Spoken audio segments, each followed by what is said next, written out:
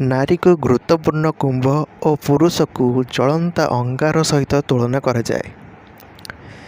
ଘିଅକୁ ନିଆଁ ପାଖରେ ରଖିଲେ ତାହା ତରଳିଯାଏ। ତେଣୁ ନାରୀ ଓ ପୁରୁଷକୁ ଏକତ୍ର ଓ ଏକାନ୍ତରେ ବାସ କରିବା ଅନୁଚିତ।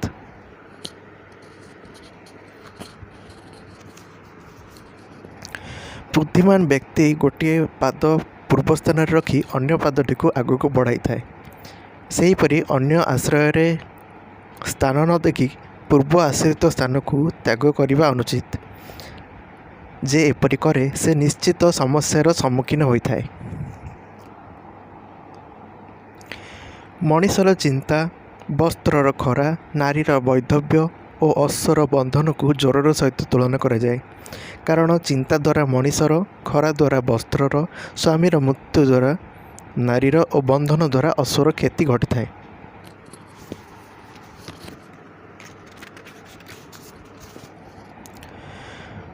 ଭୋଜନ ପରେ ଯେଉଁ ଅନ୍ନ ସହଜରେ ହଜମ ହୁଏ, ଲୋକେ ତାକୁ ଉତ୍ତମ ଅନ୍ନ ବୋଲି ପ୍ରଶଂସା କରିଥାନ୍ତି।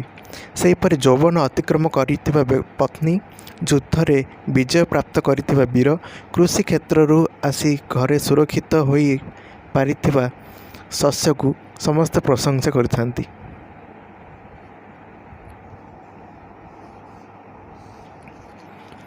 ଧନ ଅର୍ଜନ ପାଇଁ ଲୋକଙ୍କୁ ଅନେକ ଦୁଃଖ ସହିବାକୁ ପଡ଼େ।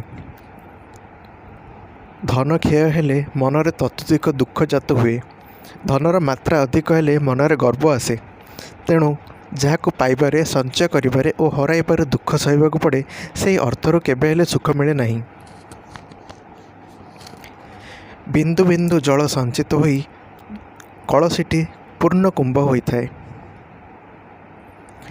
ସେହିପରି ସମସ୍ତ ବିଦ୍ୟା, ଧର୍ମ ଓ ଧନ ସଞ୍ଚୟ କଲେ ମଣିଷ ଦିନେ ପୂର୍ଣ୍ଣତା ହାସଲ କରିଥାଏ।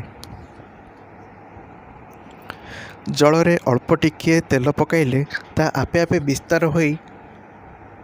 ବିସ୍ତାର ଲାଭ କରେ। ସେହିପରି ଦୁଷ୍ଟ ଲୋକକୁ କୌଣସି ଗୁପ୍ତ କଥା କହିଲେ, ସତ୍ପାତ୍ରରେ ଦାନ ଦେଲେ ଓ ବୁଦ୍ଧିମାନ ଲୋକକୁ ଜ୍ଞାନ ବିତରଣ କଲେ ତାହା ଆପେ ଆପେ ପ୍ରସାରିତ ହୋଇଯାଏ। ଜନ୍ମଦାତା ଗୁରୁ, ଆଚାର୍ଯ୍ୟ, ଅନ୍ନଦାତା ଓ ଭୟରୁ ରକ୍ଷା କରୁଥିବା ବ୍ୟକ୍ତିଙ୍କୁ ପିତା କୁହାଯାଏ।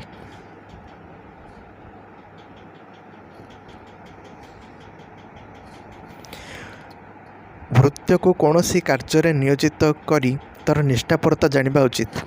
ବନ୍ଧୁଙ୍କୁ ଦୁଃଖ ସମୟରେ, ମିତ୍ରକୁ ବିପଦ ବେଳେ ଓ ପତ୍ନୀକୁ ସମ୍ପଦ ନାଶ ସମୟରେ ଜାଣିବା ଉଚିତ। କୂଳ ରକ୍ଷା କରିବା ପାଇଁ ଜଣକୁ ଓ ଗ୍ରାମକୁ ରକ୍ଷା କରିବା ପାଇଁ କୂଳକୁ ତ୍ୟାଗ କରିବା ଉଚିତ। ସେହିପରି ଦେଶର ସୁରକ୍ଷା ପାଇଁ ଗ୍ରାମକୁ ଓ ଆତ୍ମରକ୍ଷା ପାଇଁ ପୃଥିବୀକୁ ତ୍ୟାଗ କରିବା ଉଚିତ।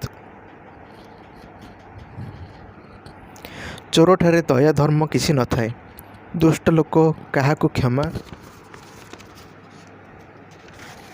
ଦିଏ ନାହିଁ। ବେଶ୍ୟାଠାରେ ସ୍ନେହ ଭାବ ନଥାଏ କି କାମାତୁର ଲୋକ କଥାରେ କିଛି ସତ୍ୟତା ନଥାଏ। ଭୋଜନ ଦ୍ୱାରା ବ୍ରାହ୍ମଣମାନେ ସନ୍ତୁଷ୍ଟ ହୁଅନ୍ତି। ମୟୂରମାନେ ମେଘକୁ ଅର୍ଜନ କଲେ, ସାଧୁମାନେ ଅନ୍ୟର ସମ୍ପଦ ଦର୍ଶନରେ ଓ ଖଳ ଲୋକମାନେ ବିପଦ ସମୟରେ ଆନନ୍ଦିତ ହୁଅନ୍ତି। ସାପର ବିଷ ତାର ଦାନ୍ତରେ ଥାଏ, ମାଛିର ବିଷ ତାର ମସ୍ତକରେ ଥାଏ, ବିଛାର ବିଷ ତାର ଲାଙ୍ଗୁଡ଼ରେ ଥାଏ, କିନ୍ତୁ ଦୁର୍ଜନର ବିଷ ତାର ସର୍ବାଙ୍ଗରେ ରହିଥାଏ। ବ୍ରହ୍ମଜ୍ଞାନୀ ପାଇଁ ସ୍ୱର୍ଗ ସୁଖ, ବୀର ପାଇଁ ଜୀବନ, ଜିତେନ୍ଦ୍ରିୟ ପାଇଁ ନାରୀ ଓ ଅଭିଳାଷ ନଥିବା ଲୋକଙ୍କ ପାଇଁ ସଂସାର ତୁଚ୍ଛ ଅଟେ। ଯେ ପ୍ରକୃତରେ ବ୍ରହ୍ମଜ୍ଞାନୀ, ସ୍ୱର୍ଗ ସୁଖ ବା ତାର କ'ଣ ଆବଶ୍ୟକ?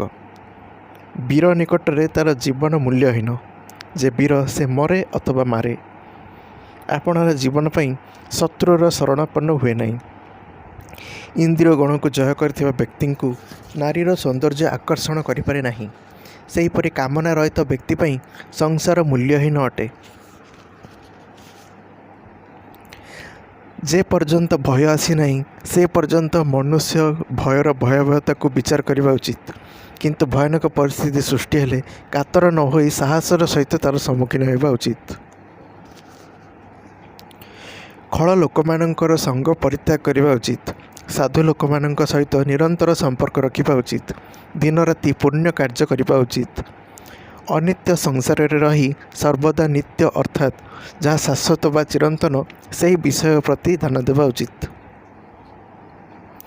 ମୂଲ୍ୟବାନ ବେଶ ପୋଷାକରେ ଆବୃତ ମୂର୍ଖ ଦୂରରୁ ସୁନ୍ଦର ଦେଖାଯାଏ, କିନ୍ତୁ ଯେ ପର୍ଯ୍ୟନ୍ତ ସେ କଥାବାର୍ତ୍ତା କରିନଥାଏ ସେ ପର୍ଯ୍ୟନ୍ତ ଶୋଭା ପାଉଥାଏ।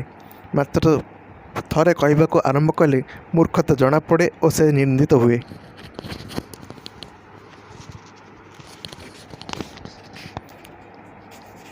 ଦୁଷ୍ଟ ଲୋକ ଯେତେ ପ୍ରିୟ କଥା କହିଲେ ମଧ୍ୟ ତାକୁ ବିଶ୍ୱାସ କରିବା ଅନୁଚିତ, କାରଣ ତାର ତୁଣ୍ଡରେ ମହୁ ଥିଲାବେଳେ ହୃଦୟରେ ହଳାହଳ ବିଷ ରହିଥାଏ। ସେ ଦୁଃଖ ସମୟରେ ମଧୁର କଥା କହି ମନ ତୋଷି ନିଏ ସିନା, କିନ୍ତୁ କପଟରେ ସର୍ବନାଶ କରେ। ବିଦ୍ୟାରେ ମଣ୍ଡିତ ହୋଇଥିଲେ ମଧ୍ୟ ଦୁଷ୍ଟ ସର୍ବଦା ତାର ସଙ୍ଗ କ୍ଷମା କରିବେ ବିଦ୍ୟାରେ ମଣ୍ଡିତ ହୋଇଥିଲେ ମଧ୍ୟ ଯେ ଦୁଷ୍ଟ ସେ ତାର ସଙ୍ଗ ସର୍ବଦା ପରିତ୍ୟାଗ କରିବା ଉଚିତ। ମୂଲ୍ୟବାନ ମଣିରେ ଭୂଷଣ ହୋଇଥିଲେ ମଧ୍ୟ ବିଷଧର ସର୍ପ ଭୟଙ୍କର ନୁହେଁ କି? ତେଣୁ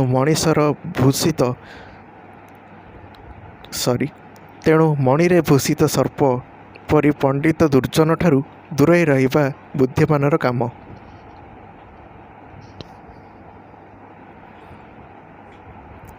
ଭାର୍ଯ୍ୟା ଯାହାର ଦୁଶ୍ଚରିତ୍ରା, ମିତ୍ର ଯାହାର ପ୍ରବଞ୍ଚକ, ମୃତ୍ୟୁ ଯାହାର ଉତ୍ତରଦାୟୀ, ସାପ ଥିବା ଘରେ ଯେ ବାସ କରେ ତାର ଅକାଳ ମୃତ୍ୟୁ ହେବାରେ ସନ୍ଦେହ ନାହିଁ। ଆଜି ପାଇଁ ଏତିକି। ପୁଣି ଦେଖା ହେବ ଆସନ୍ତା ଅଧ୍ୟାୟରେ। ରହୁଛି। ନମସ୍କାର।